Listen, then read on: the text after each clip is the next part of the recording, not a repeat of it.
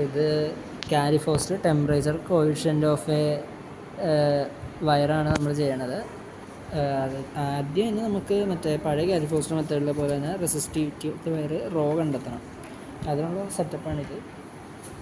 ആദ്യം Carey Foster bridge എടുക്കുക, galvanometer, voltmeter, battery, പിന്നെ 2 സാധാരണ കപ്ലിംഗ് റെസിസ്റ്റൻസ് ഇല്ല, 2 ഓമിൻ്റെ എന്തെങ്കിലും 2 റെസിസ്റ്റൻസ് ബോക്സ്. അത് 0.5, 1, 2, 3 അങ്ങനെ വാല്യൂള്ള ചെറിയൊരു വാല്യൂസുള്ള റെസിസ്റ്റൻസ് ബോക്സ് എടുക്കുക.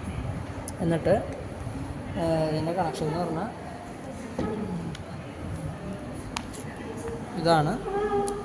ഇതിൽ ആദ്യം നമ്മൾ റെസിസ്റ്റിവിറ്റി ഓഫ് ദ വയർ ഈ സാധനം ഇല്ലാണ്ട് കണ്ടെത്തുന്നുണ്ട്. അതിനെന്ന് പറയുമ്പോൾ ഈ സാധനം കാരിഫോസ്റ്റ് ബ്രിഡ്ജ്, ഇത് G1 G2 എന്ന് ഉദ്ദേശിക്കുന്നത്. ഇത് G1, ഇത് G2 അങ്ങനെയാണ്. അപ്പോൾ ആദ്യം നമ്മൾ G1-ൽ, അതായത് ഇവിടെ ഈ പ്ലേറ്റ് വയ്ക്കും, ഇങ്ങനത്തെ പ്ലേറ്റ് ഇവിടെ വയ്ക്കും. എന്നിട്ട് ഈ G2, അതായത് ഇവിടെ ഈ റെസിസ്റ്റൻസ് ബോക്സ് വയ്ക്കും. നമ്മൾ ആദ്യം കാണുന്ന ബോക്സ് ഈ G2-ൽ വയ്ക്കും. പിന്നെ ഇത് ഈ കാണുന്ന G3 G4 ആണ് ഇതും ഇതും.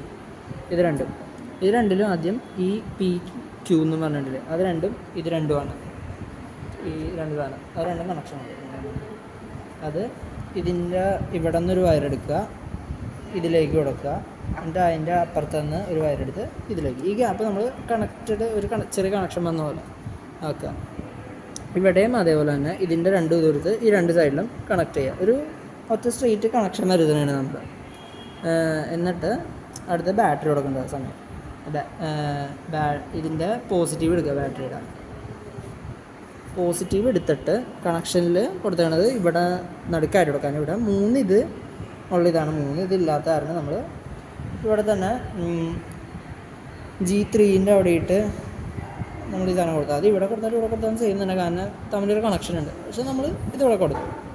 എന്നിട്ട് ഇതിൻ്റെ ബാറ്ററിയുടെ നെഗറ്റീവ് എടുത്തിട്ട് ഈ റെസിസ്റ്റൻസ് ഇതിന് മുമ്പുള്ള ഗ്യാപ്പ് തുടങ്ങുന്നിടത്തായിട്ട്, അതായത് നെഗറ്റീവിൽ നിന്ന് വന്നിട്ട് ഈ അടുത്ത് G4-ൻ്റെ അവിടെയായിട്ട് നമ്മൾ കൊടുത്തു. ഇവിടെ കൊടുത്താലും സെയിം തന്നെ നമ്മൾ ഇവിടെയായിട്ട് കൊടുത്തു.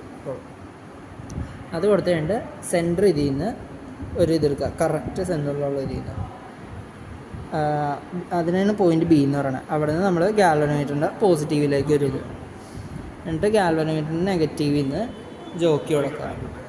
ആദ്യം എന്ന് പറയുമ്പോൾ പ്ലേറ്റ് ഇപ്പുറത്തും അവിടെ റെസിസ്റ്റൻസ് ബോക്സും ആയിരിക്കും. ഇപ്പോൾ വച്ചേക്കണതിൻ്റെ നേരെ തിരിച്ചായിരിക്കും സെറ്റ്. എന്നിട്ട് നമ്മൾ ഈ സൈഡിൽ നിന്ന് എടുക്കുക. ഈ സൈഡിൽ നിന്ന് തുടങ്ങി ഈ സൈഡിൽ നിന്ന് തന്നെ ആയിരിക്കണം. ഇപ്പോൾ ബാറ്ററി ഓൺ ആക്കുക, നമ്മളിങ്ങനെ നീക്കുക, അതിൽ ഗാൽവനോമീറ്റർ കാണിച്ചു.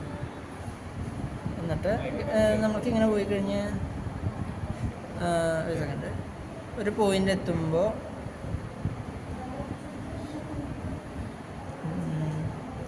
കറക്റ്റ് 0 ഡിഫ്ലക്ഷൻ കിട്ടും. അതിൻ്റെ വാല്യൂ എത്ര നോക്കി. ഇപ്പോൾ കൃത്യം 16 വന്നേക്കണം. 16 എടുക്കുക. ഇത് നമ്മൾ റെസിസ്റ്റൻസിൽ ഇപ്പോൾ 3 ഓമാണ്. 2ൻ്റെ 1ൻ്റെ ഒരു 3 ഓം. അപ്പോൾ 3ൻ്റെ നേരെ നമ്മൾ ഇവിടെ 1, 1.5, 2, 2.5, 3 അങ്ങനെ ഇരിക്കും. അതിൽ 3ൻ്റെ നേരെ നമുക്കിപ്പോൾ കിട്ടിയ 16 എഴുതുക. എന്നിട്ട് അടുത്തത് ഇതിൽ 2.5 ആക്കാറിയിരിക്കും. ഇതിൽ പോലെ ഇതാണ് ഇപ്പോൾ നമുക്ക് റൈറ്റ് ഗ്യാപ്പാണിത്. അത് ലെഫ്റ്റ് ഗ്യാപ്പ് നമ്മൾ ഇരിക്കാനും കുഴപ്പമില്ല, അത് നമുക്ക് ഇഷ്ടം. ഇത് ഇന്നത് ഫസ്റ്റായിട്ട് എടുക്കാം, കുഴപ്പമില്ല. 15.8 ഇതിൽ അങ്ങനെ കിട്ടി നമുക്കത്. അത് 3ൻ്റെ ഉണ്ട്. 2.5 ആക്കിയതിൽ 2.5 വയ്ക്കുക.